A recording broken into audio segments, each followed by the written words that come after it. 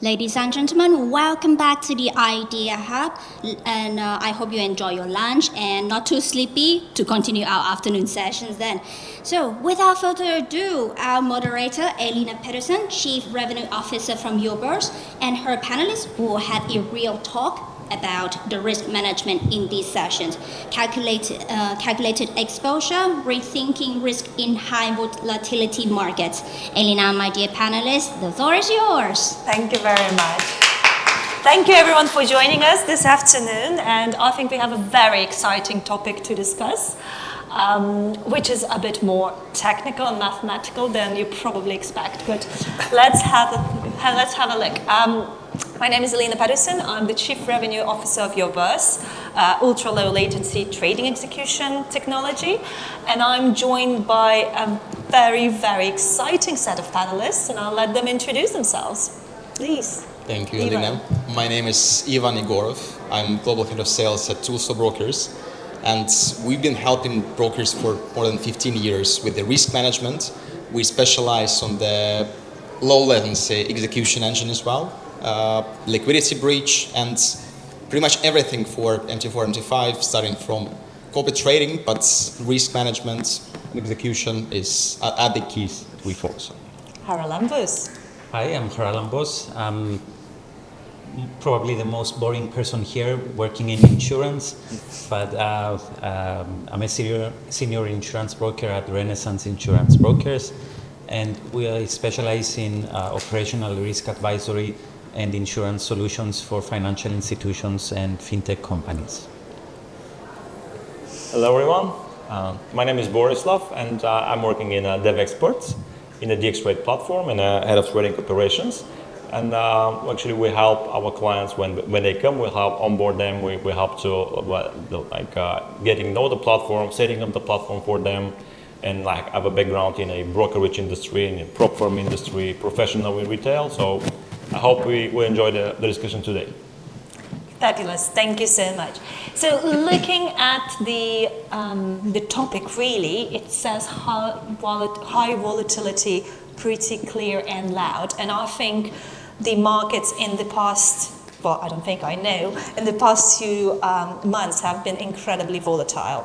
So just to start off and warm up, what's the difference between the approach in risk management in a ranged market and high volatility market? Do you see a difference, Ivan, and how do you approach it? Yeah, from our side, we see that if in ranged markets, brokers can pretty much prepare for it. So the conditions pretty much stable. They don't need to adjust them all the time. With the volatile markets, it's changing dramatically within seconds. And we see that brokers need to adjust their leverages dynamically, to adjust the exposure, to control the exposure dynamically. They need real-time monitoring. So they cannot really analyze the exposure, let's say post-wars. They need to know about the risk, how it's changing in real time. And we see the most demand for these kind of services to detect potential risks right away as they happen, and to prepare for these dramatic changes in advance as well. So brokers can switch just with a few clicks between different profiles for high volatility, for more stable market. So that's basically what we help brokers with to prepare. So it's reinforcing the profitability in a way by dynamically changing the trading conditions for the clients of the brokers? Not only changing conditions, but more about managing the risks for a broker. So they can define that, okay, now the market is too volatile to take risk on ourselves. So they decide that I want to hedge all my risks with my counterparties, with liquidity providers, with banks, and especially with what's going on with gold recently, and pretty much all the instruments, all the volatile instruments. So many of them, they prefer to hedge it. So do you see brokers STPing more during the volatile markets? When it's getting too dangerous, when it's getting too hot, that's what we see. Okay, that's interesting. Charalambos, I know that you're all about risks and compound risks, and how does high volatility market affect the compounding of that risk and calculating that risk? Good question, Elina. I think in high volatile environments, then it's not only the market risk that's affecting you. Operational risks compound in such situations. So a small mistake that might have been overlooked, at a more stable and a peaceful time, in high volatility, it can be accentuated and then result in either some operational error or a compliance issue that you have somebody has overlooked. So especially in those situations, one has to be, like Ivan said, you have to monitor this real time just to make sure you can withstand that, and you have the capacity to adjust to that high volatility. So monitoring the exposures, obviously, and being able to quickly respond to any changes in that exposure, right? And also monitoring the systems, as far as I understand, right? So being able to see, what CPU utilization is, how well is the system operating within the situation, within the volatile market. Borislav. Well, first of all, thanks to Mr. Trump, our colleagues dealers, they forgot what is a range market, so it's a fun story, yeah. Definitely, what I like to point is that narrowing the analysis for clients and segmentation for the clients, like a bit more focused on what client does exactly. That's one of the things maybe I can emphasize, and of course the books, like what kind of a book you're running. It's also, as our colleague here said, it makes sense to be more tight on risk. It makes sense to be ready to switch, and to me what's important is to be able to be if possible to stay in one and the same environment in terms of looking what is happening on the A book, what is happening on the B book, like to have a very good overview on the exposure, monitor in the same, like not switching to if possible, of course, not switching to different platforms, different environments in order to hedge, to look, to monitor, to download, report it if needed. So that's probably one of the things that's good to have. Okay. I personally, I think, as you said, classifying clients is really important, because what you need to understand is this trading strategy, and another thing you need to understand is your potential risk-reward ratio, right? You don't want to be taking too much risk on clients that would not give you enough reward in the long run. So how would you define an ideal risk book then? Ivan, I'll ask you first for brokerage. Well, I don't think that there is some ideal recipe for risk. It depends a lot on the risk appetite for each broker, and I think each broker should define how much risk they're ready to handle. But in general, I think the ideal would be to find the right balance for yourself between how much you can digest and keep internally and how much you need to hedge with your liquidity providers, because we saw many examples when some brokers which were like they took too much that they couldn't digest, and some of these brokers, they're not in the market anymore. So that's why I think very important to find this balance, and also to balance the exposure in real time again. So to see if something is changing like in a bad way, so you can react immediately and adjust if necessary. So when do you say they took too much risk, what do you mean by that? Yeah, I mean, in some cases, we remember the stories when brokers didn't really wanted to pass the risk to liquidity providers. They just took everything on their behalf, and when some black swan events happen, for example, how volatile markets might become and how fast it can change.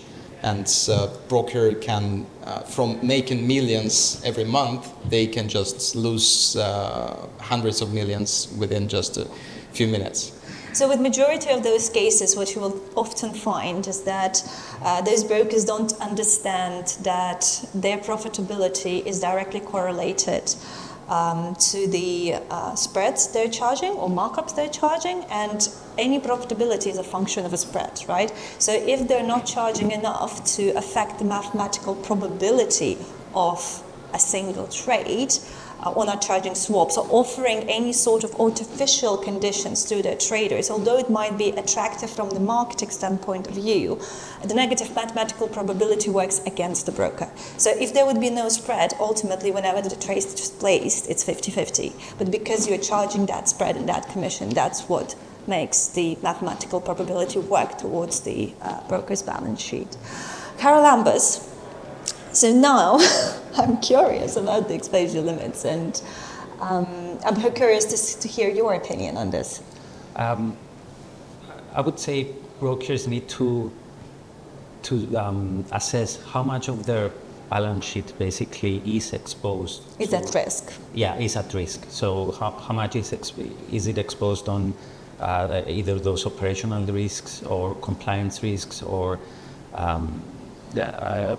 technology or cyber-related risks. So if there's too much exposure, then again, in times of high volatility, and if you don't monitor them closely, they could be detrimental. And insurance really is not, it's not a pill that solves everything. It's just a firewall in case everything breaks down. So I think they need to assess, like I said, how much of that is exposed to the operational side of things. Yeah, you will also see that during the high volatility times, especially, well, it's not always B2C kind of product, right? Sometimes it's a B2B kind of product. And if situation is changing dynamically, as Ivan said, sometimes you need to extend a credit line, for example, for your B2B clients or so on. And sometimes you can't respond as quickly, or there is a lot of trust that goes between the broker or a liquidity provider, for example. So it all becomes a lot, the decisions need to be made faster. Borislav. Well, if I need to describe it like the ideal book, so of course, balance is the first word, and when I mentioned balance, what I probably, one of the few things which might be like a bit underestimated is the, again, I'll get back on a client segmentation. It's even from the geographical point of view, it's very good to know who are my clients, what are they doing, and balance even like that.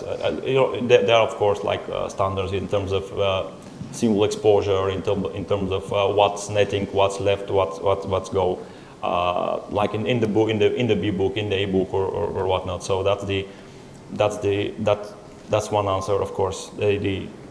Otherwise, if I add some joke here, I would say, well, the ideal book is for a big book broker is like the gold going up and or short. That's ideal. I mean, it's yeah. But in general, that's the balance is the key here. I think is the client segmentation, monitor the limits very tight, and yeah, just let it, what's left, go. So if you are segmenting those clients, so how can you then benchmark for what's your ideal profitability? Is there a way or approach that you would suggest to benchmark the healthy retail flow against, I don't want to say maybe more sharp flow or more aggressive flow? Yeah, it's in my opinion, it's not very easy to find the ideal benchmark to measure the profitability.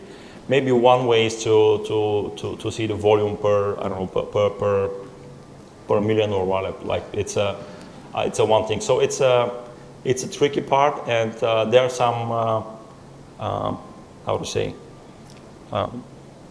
standards. But it depending on the a particular specific broker, I think that's something it need to be analyzed and put its own way in, like, and defined it like the benchmarks in it. Ivan, what about you? How would you benchmark it? Yeah, I think it's hard to benchmark the profitability in general, but I think this should go in correlation with your risk. If your profits don't correlate with the risk that you take, then probably there is something that you should change. So the high risk means you should get high profits. If you don't take any risk, then the profits probably wouldn't be too high as well, and you don't need that strong balance sheet in this case as well. This is known as a risk-reward ratio, and you can potentially calculate your upside or downside, and it's a pretty straightforward formula, really. Okay, in terms of benchmark, any suggestions that you would have, Charalambos? I would add to what Borislav and Ivan said, that it's basically up to your risk appetite in that scenario. So what about the compliance side of things? the compliance? Oh, okay. Compliance side of things, then. And capital adequacy, for example. Correct. So in some, depending on which jurisdiction you operate in, some regulators might add in addition to your capital adequacy, they would require some form of insurance, just so that, if you don't have enough adequacy, and the insurance would cover for your liability, basically, that you would have to pay towards a third party. So it could be a combination. We see that in some jurisdictions they say, you could mix and match, so much adequacy out of your own funds plus professional indemnity insurance, so that you compensate your clients, especially retail investors, if we are talking about those. Again, depending on your appetite, you can set the limit you want. Regarding benchmarking, really, I've seen several approaches, and risk-reward ratio is one of them, and calculating dollar per million, again, is a standard approach. One interesting approach that I came across recently was calculating not just the lifetime value of the client, but calculating the potential average return you expect on your client based on your historic data, and then you benchmark it across all of your existing clients. And if you see a deviation from that, then you can go and you're pretty much eyeballing, really, but then you can go and dig deeper into why this client is not performing the way others are performing. And it allows you to then change the trading conditions or move the groups or look at what is being exploited in a way, if anything, right? Because what we want to make sure that our trading conditions are protecting us from being exploited. Speaking of which, what are the major patterns you think we see in different types of arbitrage? And I guess I will start with you, Ivan. Yeah, we face this kind of complaints, and brokers coming to us with the most popular, I would say, latency arbitrage. Mm-hmm. So this is the type of arbitrage when traders basically they find some faster price feed, for example, and they get prices a bit faster than broker gets them, and in this way traders can kind of predict where the price will go, mm-hmm. and they can abuse these kind of conditions, this kind of weakness, I would say, brokers have. So we mostly recommend our clients to just get as close as possible to liquidity providers to just minimize the chance for this kind of arbitrage.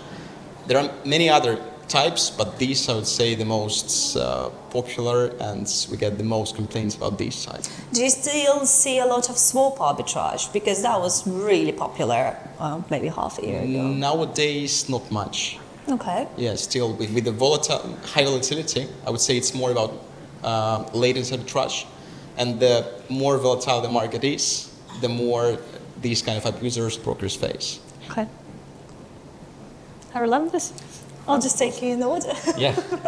Well, of course, this is more of your area of expertise. I would just add that in those scenarios, that some controls should be in place in order Okay. to, So we would suggest clients to focus on controlling those situations so that they don't spiral out of control. Yeah, I think a lot of this is really analyzing the trade conditions, the systems, understanding your potential pain points and points of failure. And I guess that's where an insurance broker comes in and says, oh, this is a point of failure, I'm going to charge you for that. Yeah. I assume. I don't know how you do your job. Yes, but- indeed. No.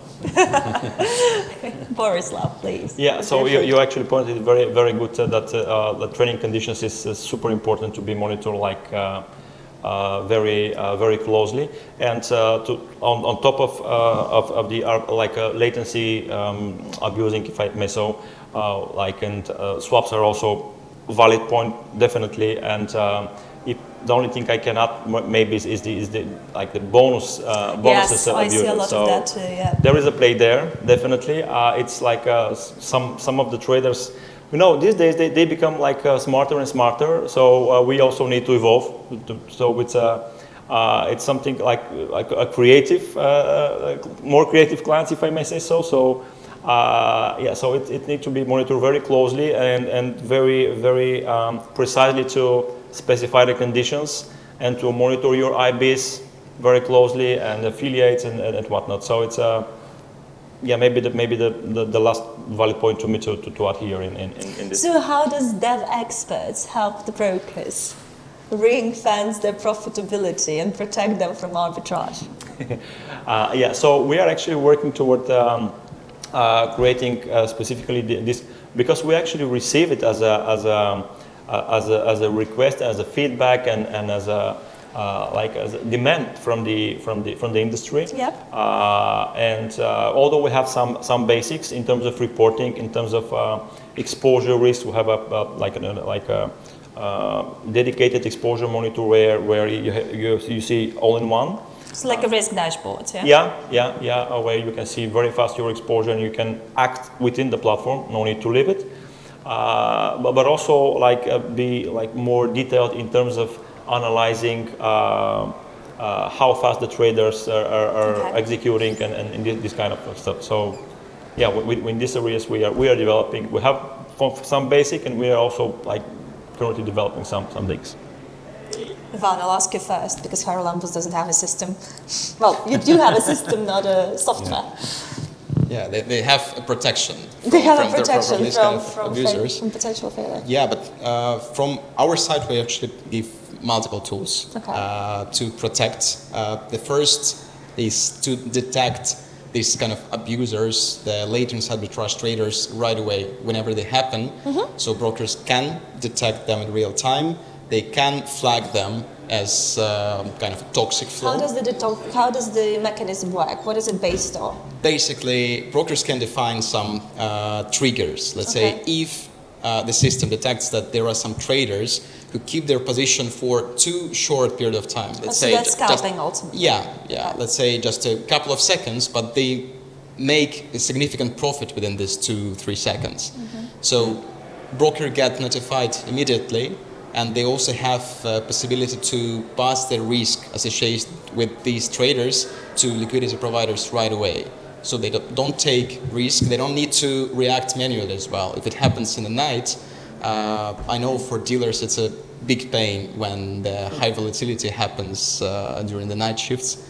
But that's what our clients use the most. And besides that, they should have some controls to manage the risk when they face this kind of abusers, let's say.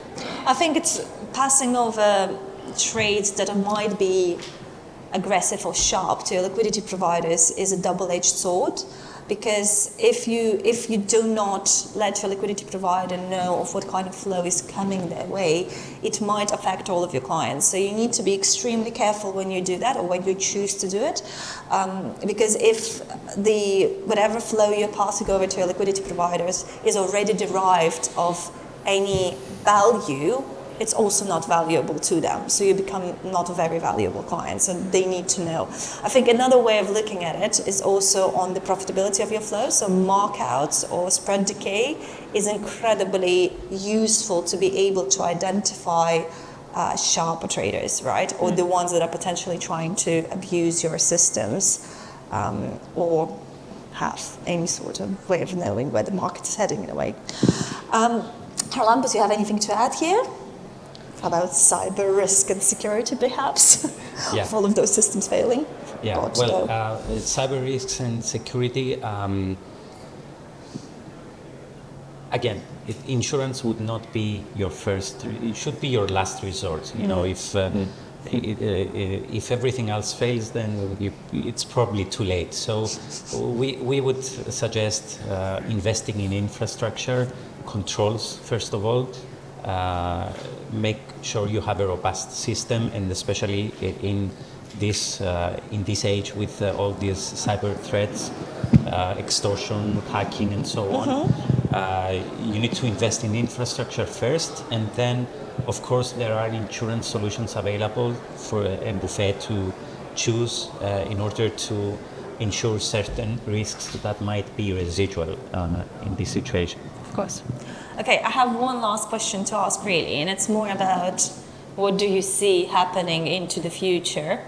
What are your predictions? What will be the most traded instruments? I don't know. Usual suspects. I'll start with Borislav, maybe. You mean in terms of brokerage or in the industry as a whole? I don't know. Give me what would you like to share with us? I guess. Okay. Well. So I will tell what we see is coming, and what we see it looks like a trend, and it's definitely a part of brokers like heavily, like more than ever involved in the tech and analyzing clients and different risk tools, adding to the arsenal. That's one part.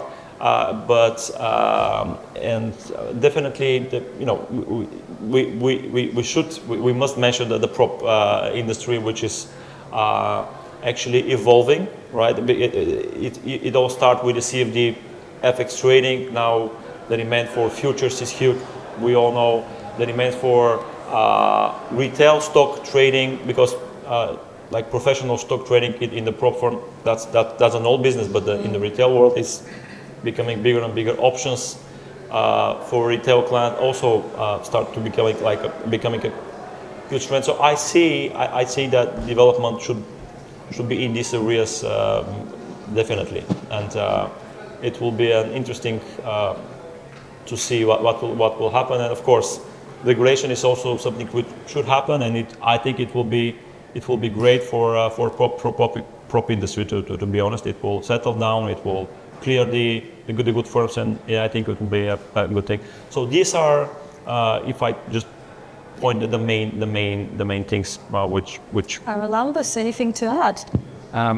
What we see with our clients is compliance issues, especially with new regulations all the time, MiCA, DORA, and so on, and the increasing exposure to technology. A few years ago, AI wasn't even a thing. Now it's all over the place. So you have to charge more. Yes. Yeah, but A good idea. yeah, but we see that there is an increasing need to look at the technology side of risks. Fun. Yeah, I think the higher inflation goes, the more volume we can expect in metals. And obviously in the last few months we can see some huge demand for gold, and that's probably will even increase further on. So I would recommend all our clients to get a good liquidity provider for gold, especially. It's difficult to find. And besides that, we see that there is more and more demand for mobile devices. Like there is more trading flow, I would say, in proportion from mobile devices than from desktops. And besides that, more automated trading. So clients, they use more expert advisors, some algorithmic trading, more AI. So I think this is something inevitable, and we'll need to adapt to these new conditions. Brilliant. That's done from me. Do we have any questions from the audience? No? Yes? Like no? There's one question. Is there? There? No? No. Okay. Guess no questions then. Thank you very much for joining us today. you. And Thank you. Thank you. Thank you.